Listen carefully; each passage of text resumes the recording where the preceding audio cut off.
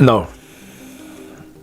You rise to the occasion. Experience comes with age, and I've been hearing a lot about age, you know. We are now, and I finally get to check that off my list, and I knew this was going to be a big fight. The build up for this is huge. The press conferences are entertaining. It's a spectacle.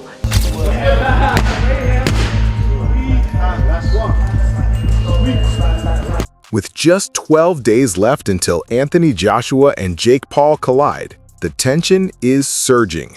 Joshua is sharpening his timing, power, and footwork, while Jake pushes through intense conditioning to match the pace. Every training session counts now, and the atmosphere grows heavier as the countdown closes in.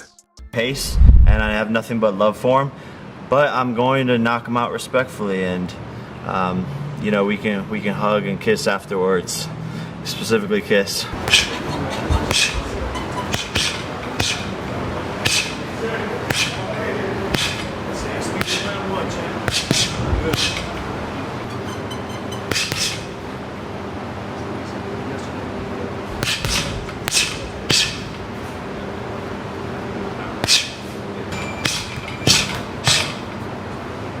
Anthony Joshua's training camp for the Jake Paul fight is in full motion, and this time he's made a major change. After his knockout loss in September 2024 and elbow surgery, this camp carries real urgency. Joshua has shifted camps entirely, working on conditioning, technique, footwork, and ring IQ alongside members of Usyk's coaching team to sharpen his tools. He admits the switches pushed him harder than ever, physically and mentally. Now he's rebuilding confidence, refining his strengths, and preparing for what could be a high-stakes comeback.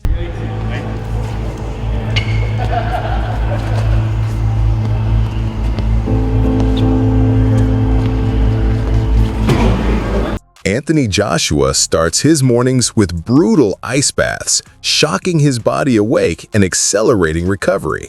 The freezing water cuts inflammation, keeps his muscles sharp, and forces mental toughness. Joshua says the cold clears his mind and locks in his focus, setting the tone for the heavy training sessions that follow. It's a routine that shows his full commitment to the fight.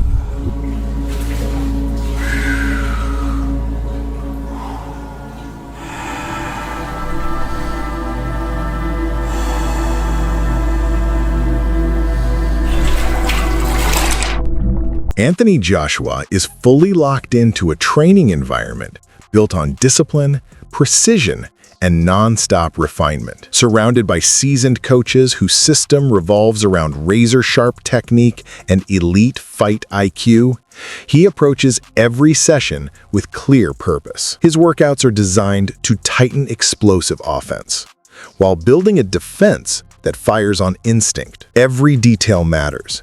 His rhythm, foot placement, punch selection. Nothing escapes the coach's eyes. Ringside observers notice how seriously he absorbs each correction. Rather than relying only on natural power, Joshua digs deeper into the science of angles, timing, and distance. His movement grows more calculated as he flows between defensive slips and crisp counterpunch combinations. The atmosphere in camp demands evolution. It pushes Joshua to grow not only in strength and conditioning, but mentally, sharpening the instincts required for those sudden, fight-changing moments that define heavyweight boxing. That's what he's trying to do, though, Simon. I think he's at that stage of his career where he's trying to rediscover a little bit of that confidence. He's gone to Alexander Usyk, where we're hearing reports he's out there training with Usyk and the team, trying to pick up something, trying to rediscover something. That's very strange, Paul, isn't it?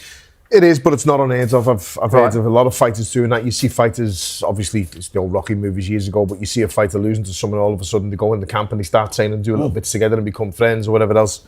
I think it'll do Joshua no harm travelling, but as you say, he's a little bit long in the tooth and he's a bit on the back nine rather than the front nine, where that experience would really come into play. But I'm just looking at his record here. He obviously, after the Usyk fight, he'd come back and he had 3 fights and then the Ngannou demolition job. Well, yeah, Jermaine Franklin, he had Robert Helene, yes, he had Otto Wallin, and he smashed Ngannou, which everyone went hallelujah for, right? Yeah, but he's obviously not in like the BoxRec rankings to see where he is. But the Dubois fight is a fight where, what you've just said then, Spencer, like, match him right. I felt he was match right with Dubois. That's just my opinion. Just fought Obviously, I was wrong on that, and I was proved wrong. But I felt like Joshua would have and should have came through that, but he obviously didn't. So therefore, it's back to the drawing board. And where do you go from there? What do you do from there? Does he keep the same team around him? Does he go and find someone new and try and adapt and add to his repertoire already? And this move at Usyk, I don't know what it'll be, but if he's fighting before Christmas, then he needs to get in shape quick, because there's only 8 weeks to go, let's say. Well, my understanding, he's in camp, he's in shape, and just looking to get an out and get back to winning ways is my understanding. That's why they're talking about 8 rounders.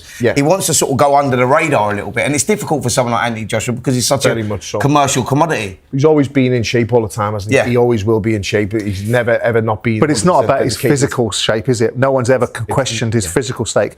Zach, when I was talking about Anthony Joshua, and I know that the president of his fan club is here in Spencer, well, I talked about the PTSD issue post various fights, whether it be the Alexander Usyk or the Daniel Dubois situation. But prior to Daniel Dubois, I always maintained that I felt that despite the performance against Jermaine Franklin, despite the performance against Robert Helenius, which had been blasted out by Deontay Wilder, and we've seen what Deontay Wilder is now. Eddie Hearn approaches this matchup with unmistakable seriousness, fully aware of what's truly on the line for Anthony Joshua. To him, this isn't just another high-profile event. It's a crossroads. Hearn openly admits that the outcome could shape the entire second half of Joshua's career. A loss in a fight like this would spark difficult conversations about the future, and he doesn't sugarcoat that reality. Yet, despite the weight of those implications, Hearn's belief in Joshua hasn't wavered. He's seen the months of discipline, the rebuilt routines, and the sharpened focus. From conditioning drills to intense sparring sessions, Joshua has approached training with the urgency of a man preparing for a world title fight. Hearn insists this mindset, this refusal to go through the motions, is what convinces him Joshua will deliver when the lights hit. Inside sources from the camp speak of a fighter showing calm, control, and a renewed hunger. Even under mounting pressure, Joshua pushes forward, embracing the moment instead of shrinking. Record saying that you and AJ must retire if Jake Paul wins on December 19th. Stand by that? Yeah, I do. I mean, I suppose so. Shit, yeah. Look, I don't see a world where Jake Paul wins this fight. I know that boxing's boxing. And I mean, what was it? Roy Jones came out this morning and said Jake Paul can win this fight. Teddy Atlas as well. Teddy Atlas? Okay. All right, now I'm a bit worried. I won't retire. AJ should retire if he loses, no. Sorry. No, I see AJ winning this fight with ease, comprehensively, destructively, violently, and I don't see a world where Jake Paul is competitive in the fight, let alone win the fight.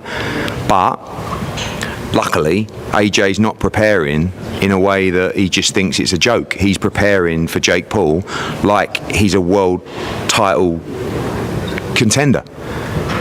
Yes, it's been a little bit of a shorter camp. Yes, we've got to make weight this time around, but it doesn't matter. We should just slide through this guy and bash him up and beat him up, and we should do it early doors. Just lastly, you said as well that you told Nikisa that he was weighing 290 when you were negotiating.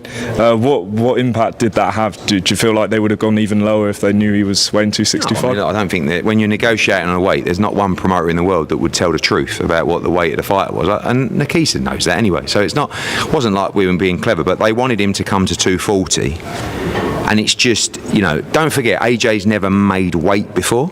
So all of a sudden, he's tried. He'd been in camp for, 2 or 3 weeks, and he's probably sitting at, 260, 265. And it's like, you got to make 245. It's 20 pounds. One reason Joshua's confidence remains high is the quality of sparring partners brought into his camp. Footage shows him trading punches with top-level heavyweights, each offering unique challenges. Jared Anderson, known for explosive power and non-stop pressure, forces Joshua to stay sharp defensively and react with precision. Any slow movement is punished, keeping Joshua alert from the first bell to the last. Frank Sanchez provides a different test with his slick footwork, balance, and technical skill. His ability to slip shots and move effortlessly around the ring pushes Joshua to adjust his timing, angles, and overall strategy. These sessions aren't just physical battles. They simulate real, elite competition. Each style exposes Joshua to pressures Jake Paul has never experienced. The variety helps Joshua build a complete game